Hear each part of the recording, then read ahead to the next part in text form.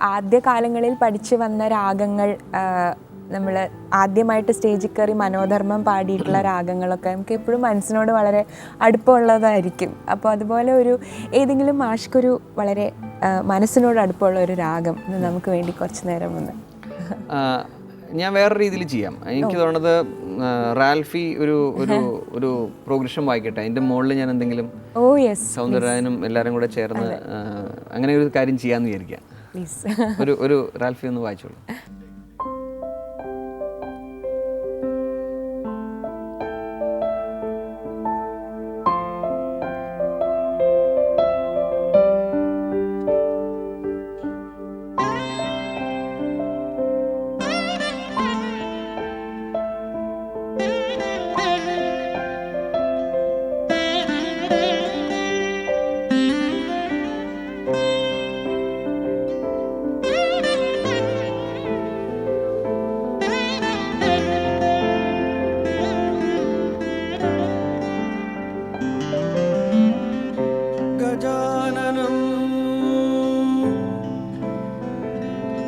गजाननं भूतगणातिसेवितं कपित्थजम्बूफलसारभक्षितं कपित्थजम्बूफलसारभक्षितम् उमासुतं शोकविनाशकारणं नमामि विघ्नेश्वरपादपङ्कजं, नमामि विघ्नेश्वरपादपङ्कजं, पादपङ्कजं. गजाननं भूतगणातिसेवितं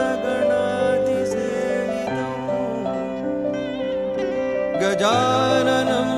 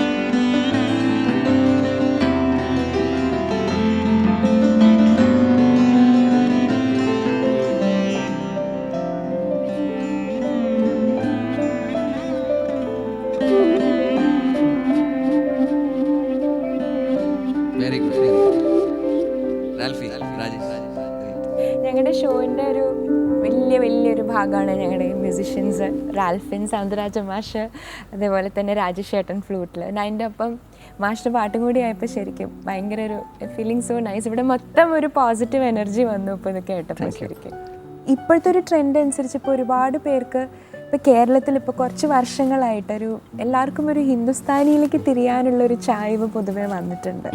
അപ്പം മാഷ്ക്ക് പേഴ്സണലി തോന്നുന്നുണ്ടോ കർണാട്ടിക്കിൻ്റെ ഒരു എസൻസ് പലരും മനസ്സിലാക്കാത്തതുകൊണ്ടാണ് ഈ ഒരു ചേഞ്ച് വരുന്നതെന്ന് മാഷ്ക്ക് തോന്നിയിട്ടുണ്ടോ?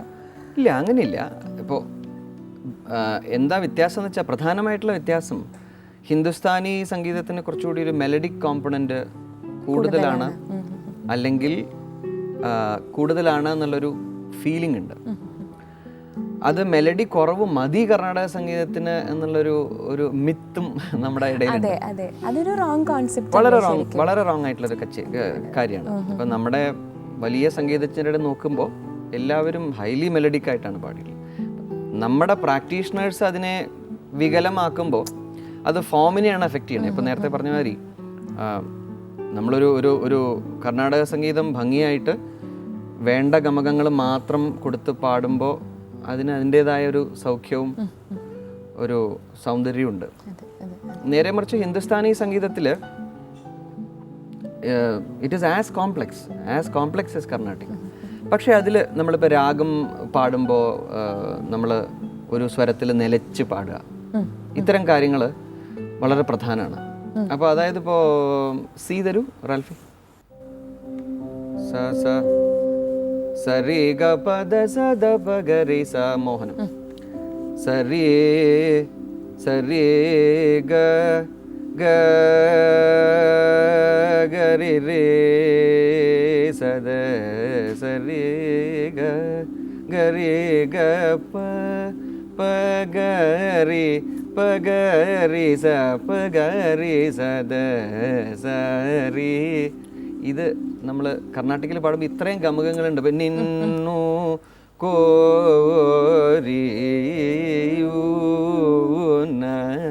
ഇത്രയും ഗമകങ്ങൾ നമ്മൾ പാടണം. നേരെ മറിച്ച് ഹിന്ദുസ്ഥാനിയിൽ ഇപ്പം നമുക്ക് അതിൻ്റെ നമ്മൾ വോയിസ് കൊടുക്കുന്ന രീതി വ്യത്യാസമുണ്ട്, സസ്റ്റനൻസും വ്യത്യാസമുണ്ട്. സ സരി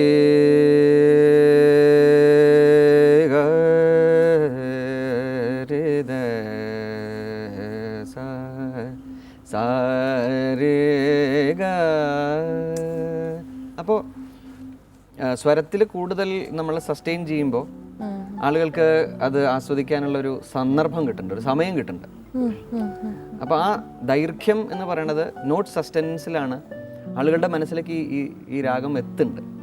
നമ്മൾ പാടുമ്പോൾ, കർണാടക സംഗീതം പാടുമ്പോൾ അതിനൊരു പ്രത്യേകതരം ഇനീസിയേഷൻ ആവശ്യമുണ്ട്. ബിക്കോസ് സരി ഗരി ഗ പ എന്നുള്ളതിന് ഭംഗിയുണ്ട് എന്നുള്ളത് മനസ്സിലാക്കിയ ഒരു ഓഡിയൻസും കൂടെ വേണം. അതാണ് കറക്റ്റ്. പക്ഷേ ഇപ്പോൾ കർണാടക സംഗീതത്തിനോട് ഇപ്പോൾ അത് പറയുമ്പോൾ തന്നെ കഥകളി സംഗീതത്തിൽ മലയാളികൾക്ക് കുറച്ചുകൂടി ഫെമിലിയർ ആയിട്ടുള്ളൊരു രാഗം അല്ലെങ്കിൽ ഒരു ശൈലിയാണ് കഥകളി സംഗീതം. അവിടെ നമ്മളിപ്പോൾ ഇന്നോ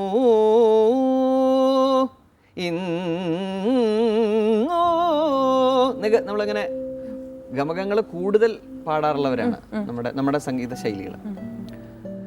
അപ്പോൾ ഗമകങ്ങൾ കർണാടക സംഗീതത്തിനേക്കാൾ കൂടുതൽ കഥകളിയിൽ പാടിക്കേട്ടിട്ടുള്ള നമ്മുടെ ജനത കൂടുതൽ കർണാടക സംഗീതം ആസ്വദിക്കാനുള്ളൊരു നാച്ചുറലി പ്രവണത വരേണ്ടതാണ്.